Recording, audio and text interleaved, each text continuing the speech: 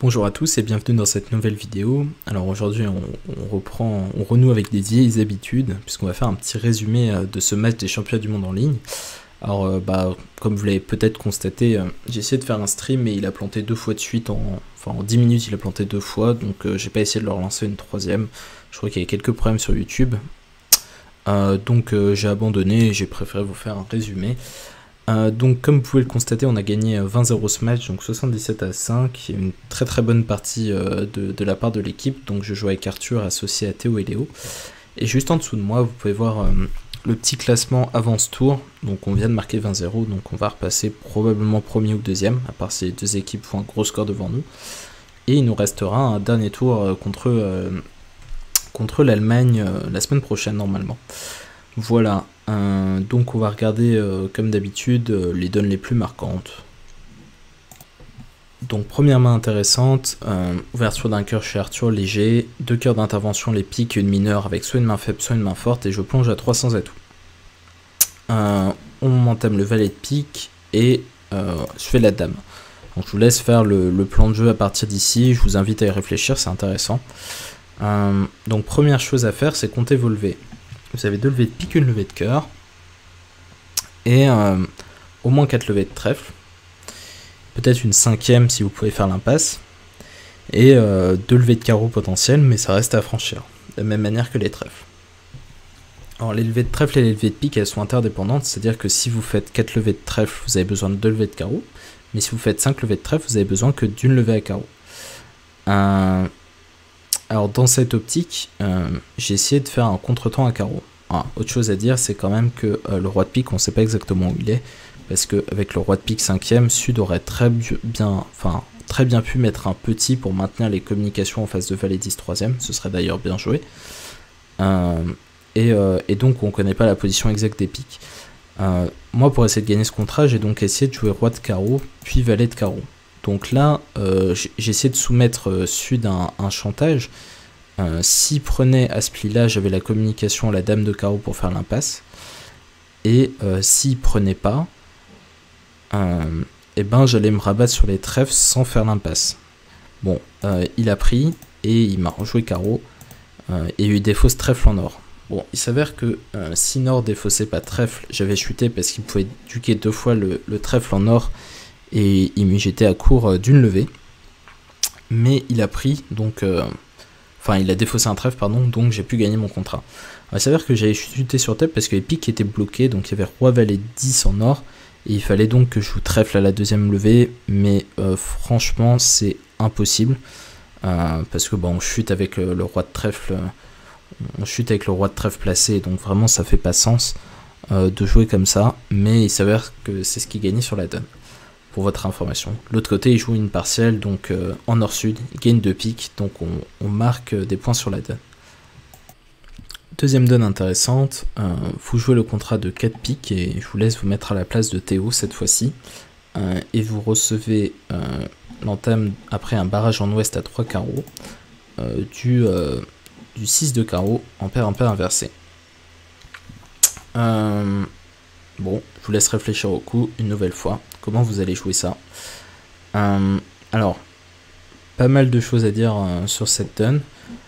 La première, c'est qu'a priori vous avez 2 perdantes à cœur, une perdante à trèfle, une ou 2 dans les très mauvais jours, et probablement une perdante à pique également, donc il va falloir régler tout ça. Alors, prenez de l'as de carreau et vous jouez pique vers votre as. Tout ça, ça paraît très naturel. La question est maintenant comment vous continuez ce coup.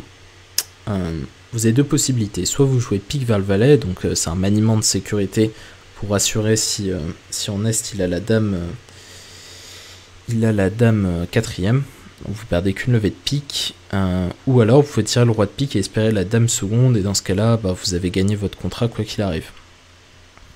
Alors il semble qu'avec la dame 4e en est, ça va être très compliqué de gagner ce contrat parce que vous allez vous faire raccourcir et la couleur bloque. C'est-à-dire que as de pique et pique vers la dame, il peut rejouer carreau, vous allez devoir couper, vous n'allez pas pouvoir faire tomber les atouts en une fois. Et vous allez devoir jouer pique vers le valet, puis trèfle de votre main. Et là, ils vont encore pouvoir prendre et jouer un tour de carreau si le roi de trèfle est là. Mais s'il est là, vous avez encore quelques chances. Bon, c'est pas tout à fait clair. Il y a aussi autre chose, c'est que si les piques sont 3-2, vous avez quand même encore de grandes chances de gagner votre contrat si vous vous trompez pas à trèfle. Donc Théo a considéré tout ça et a choisi de jouer un petit pic, ce qui paraît raisonnable pour garder un maximum de chance et pas trop mettre tous ses œufs dans le même panier. Et il s'avère qu'il a un peu craqué en est, il a pas mis la dame avec la dame 4ème. Probablement parce qu'il pensait pas que le déclarant avait 5 piques, mais enfin toujours est-il que ça semblait quand même meilleur de plonger de la dame pour rejouer carreau. Il n'y avait pas de mauvais cas, le déclarant n'aurait pas joué les piques comme ça avec l'as 4ème en face du valet 4ème. Enfin ça paraîtrait vraiment surprenant que ce soit ça la position, puisqu'il faut bien qu'il y ait des points en or quand même. Donc là il a mis petit et le contrat a chuté immédiatement. De l'autre côté, le déclarant a joué pour les piques 3-2 et a tiré à roi de pique. Et les piques étaient 4-1, donc il pouvait pas gagner. Alors en théorie, là, s'il met la dame, met la dame en est, on peut pas gagner. Hein. Il suffit de rejouer carreau derrière, on est raccourci. Bon, je vous laisse vérifier si vous voulez. Voilà, donc ça c'était pour la deuxième donne intéressante.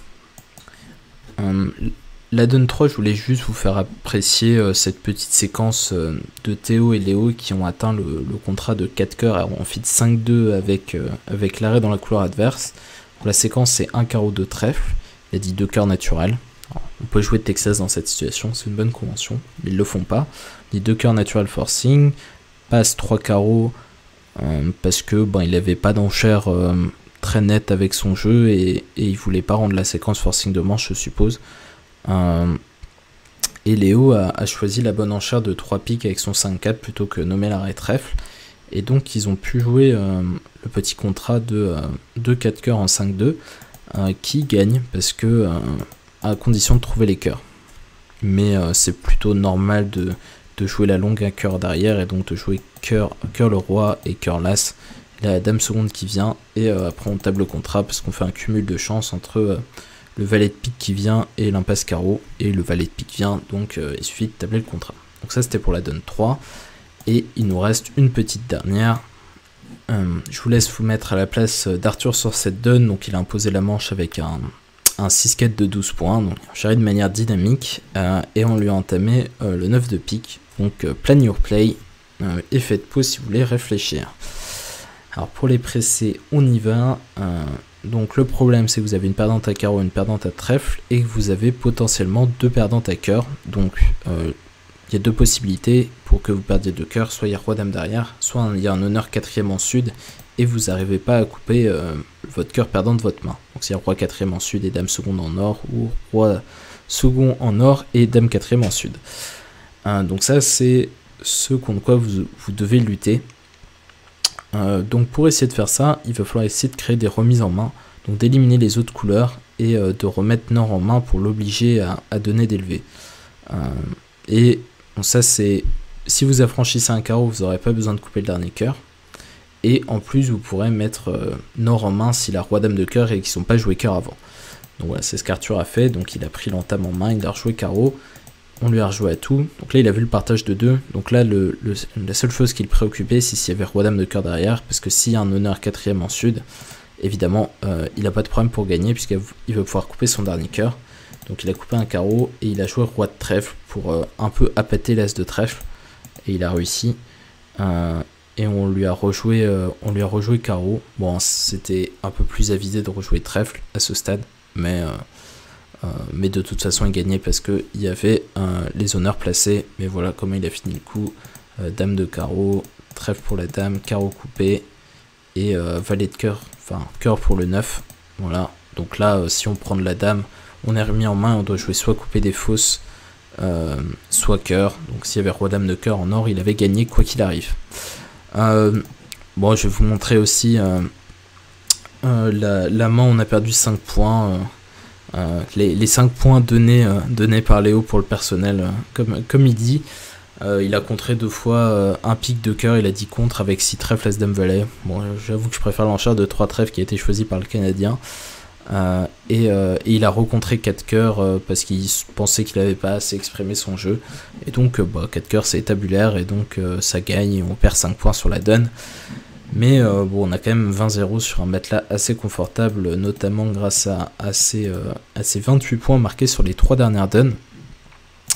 Donc merci d'avoir suivi cette vidéo. Si vous avez apprécié, comme d'habitude, n'hésitez pas à la liker et à la partager. N'hésitez pas non plus à vous abonner à la chaîne, parce que je sais que 40% des gens qui me regardent qui ne sont pas abonnés à la chaîne, donc n'hésitez pas à le faire si c'est toujours pas fait. Et à bientôt pour une nouvelle vidéo, et notamment notre dernier match contre l'Allemagne qui sera sûrement en stream la semaine prochaine si ça bug pas trop comme aujourd'hui. Salut!